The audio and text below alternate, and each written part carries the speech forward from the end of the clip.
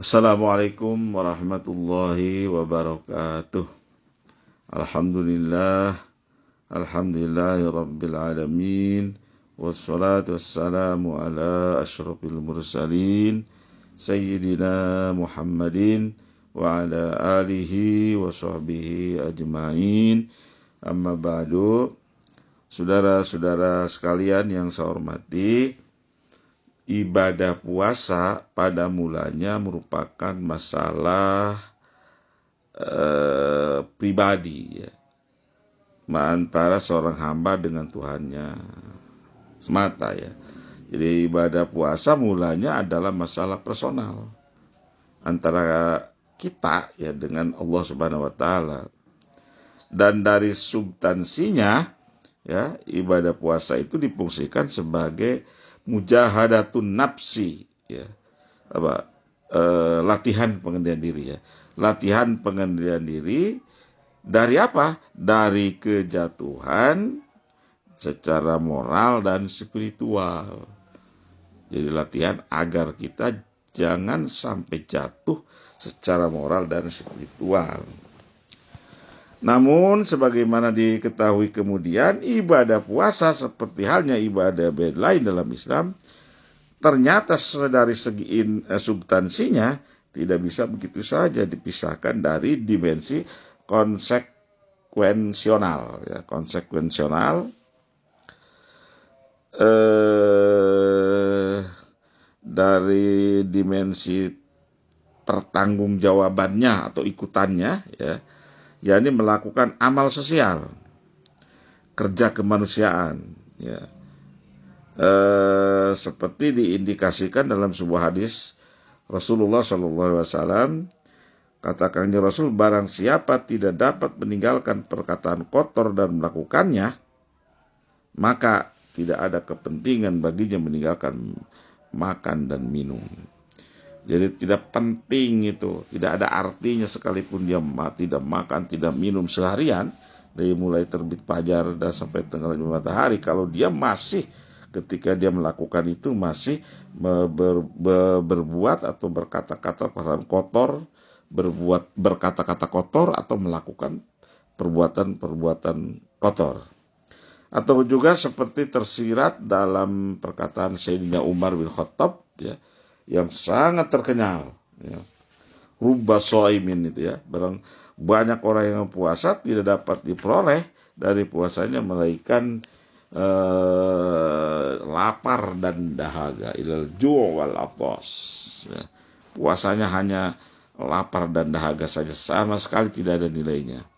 Oleh karena itu, untuk memahami ajaran dan pesan secara benar, sekali lagi perlu ditegaskan bahwa orang beriman dianjurkan untuk selalu sadar akan tujuan perintah berpuasa itu.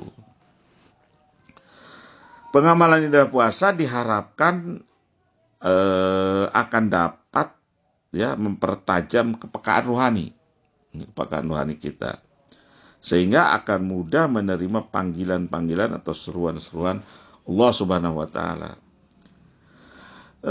Menyinggung problem pengalaman rohaniah, perlu diingat bahwa yang demikian itu bersifat sangat pribadi, sehingga antara satu orang dengan yang lain berbeda tingkatannya.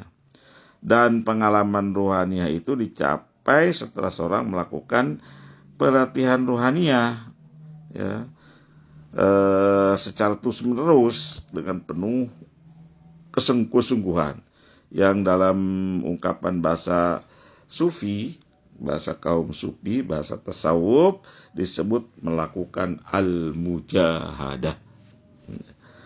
Masalah menahan diri yang menjadi inti ajaran puasa ternyata ya, yang menjadi inti ajaran puasa ternyata kalau saja mau dikaji merupakan masalah mendasar dan klasik ya, dalam problematika kemanusiaan secara umum.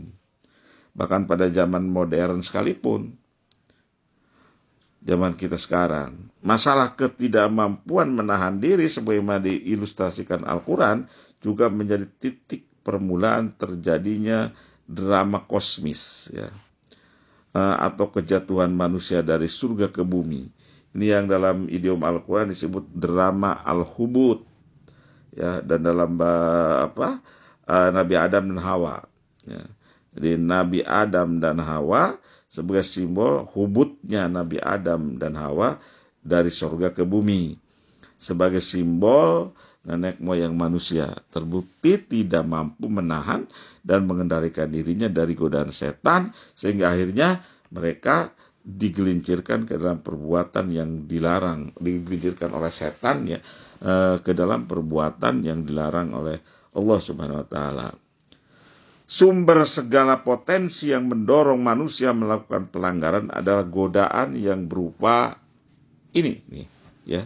Godaan yang berupa makan, minum, dan seks. 3 atau 4 nanti. Ini godaan yang sangat mendorong manusia untuk melakukan pelanggaran. Ya, makan, minum, seks, dan harta nanti ya, dan harta. Ada 4 ya. Masalah tersebut kemudian disimbolisasikan dalam ajaran berpuasa sebagai hal-hal yang harus ditahan atau dinyatakan yang dapat membatalkan puasa. Ya, seperti yang kita sampaikan dulu di awal ya. Ya, yang 3 ini, makan, minum, dan seks, anil muftirat ya. Ya, al-imsak anil muftirat, puasa menahan dari segala hal yang membatalkan puasa, seperti yang dikatakan oleh fikih itu ya. Dan perlu juga diketahui bahwa pada kenyataannya hampir seluruh masalah kemanusiaan yang ada sekarang pun terjadi akibat ketidakmampuan manusia menahan diri dari khususnya ketiga godaan tersebut. Ya. Sumber lain kalau kita mau telusuri sebagaimana disebutkan dalam lanjutan ayat yang memerintahkan berpuasa adalah ketidakmampuan manusia menahan diri dari godaan dan godaan harta. Jadi 3, makan, minum, seks, dan harta. Itu yang berpotensi mendorong manusia melakukan pelanggaran. Kita kembali ya menyinggung masalah sifat bawaan manusia yang sudah build up ya, memiliki potensi dan kecenderungan ingin melanggar larangan. Maka akan kita dapati bahwa hukum-hukum Allah Subhanahu wa taala ini potensi ini ya. Sifat bawaan manusia itu sudah build up, sudah ada dalam dirinya, itu memiliki kecenderungan ingin melanggar larangan. Maka akan kita dapati bahwa hukum-hukum Allah Subhanahu wa taala kebanyakan diturunkan dalam bentuk larangan. Ya. Seperti hukum-hukum Allah Subhanahu wa taala yang diturunkan kepada Nabi Musa alaihissalam, yang populer dengan nama The Ten Commandments ya, atau Kalimatul Ashar, 10 perintah Tuhan. Ini antara lain berisi larangan-larangan seperti misalnya ya, jangan mencuri, jangan membunuh, jangan berzina, jangan berdusta, dan lain-lain. Potensi bawaan manusia yang selalu ingin melanggar diantaranya karena ketidakmampuan menahan dan mengendalikan diri. Adalah seperti yang diilustrasikan ayat Al-Quran. Dalam surat Ali Imran ayat 133, Allah berfirman, wasari'u ila maghfiratin mir rabbikum wa jannatin arduhas samawati wal ardu uiddat lil muttaqin.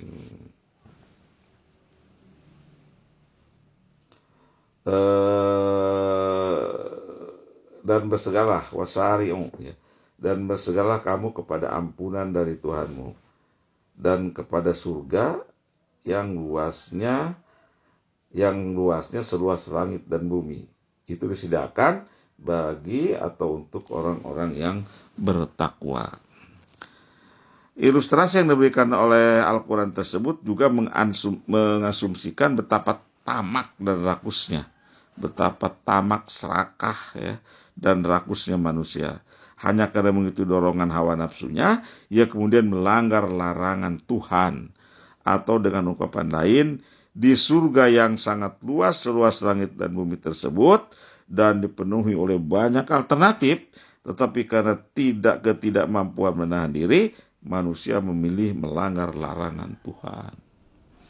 Alternatif yang dimaksud adalah tersedianya bermacam-macam buah-buahan yang melimpah yang terdapat di dalam surga, dan kenikmatan-kenikmatan lainnya yang ada di sana. Manusia lebih suka melanggar dengan memakan buah khuldi serta mengabaikan alternatif-alternatif dan kemudahan-kemudahan yang tersedia. Itulah sebabnya barangkali masalah puasa kemudian dikatakan sebagai masalah atau gerakan back to basic, ya. Kembali kepada asal, karena menyangkut masalah menahan dan mengendalikan diri dari potensi-potensi yang akan dapat menggelincirkan manusia ke kejatuhan moral dan spiritual. Wallahu a'lam bishawab, wallahu muwaffiq ila aqwamit thoriq. Wassalamualaikum warahmatullahi wabarakatuh.